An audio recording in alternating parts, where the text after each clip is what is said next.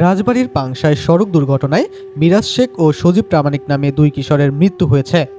বুধবার রাত আনুমানিক 10টার দিকে রাজবাড়ী কুষ্টিয়া আঞ্চলিক মহাসড়কের পাংশা থানাধীন আজিজ বাস স্ট্যান্ড এলাকার সুগন্ধা ফিলিং স্টেশনের পূর্ব পার্শ্বে পূর্ব কুড়াপাড়া এলাকায় এই দুর্ঘটনা ঘটে।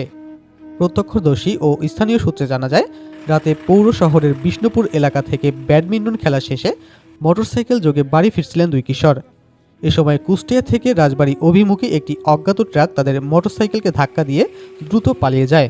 দুর্ঘটনায় ঘটনাস্থলে নিহত হন সজীব প্রামাণিক। গুরুতর আহত অবস্থায় মিরাজ শেখকে উদ্ধার করে হাসপাতালে নেওয়া হলে কর্তব্যরত চিকিৎসক তাকে মৃত ঘোষণা করেন।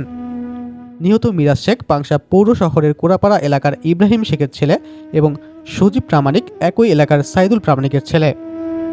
স্থানীয় সূত্রে আরও জানা যায়, নিহত সজীব প্রামাণিকের আগামী 15 থেকে 20 দিনের মধ্যে রাশিয়া যাওয়ার প্রস্তুতি চলছিল।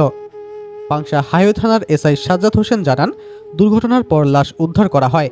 নিহত পরিবারের পক্ষ থেকে কোনো অভিযোগ না থাকায় প্রাথমিক সুরতাহাল শেষে লাশ পরিবারের কাছে হস্তান্তর করা হয়েছে। ঘাতক ট্রাকটি শনাক্তের চেষ্টা চলছে এবং আইনানুগ ব্যবস্থা প্রক্রিয়াধীন। এই মর্মান্তিক দুর্ঘটনায় এলাকা জুড়ে নেমে এসেছে শোকের ছায়া।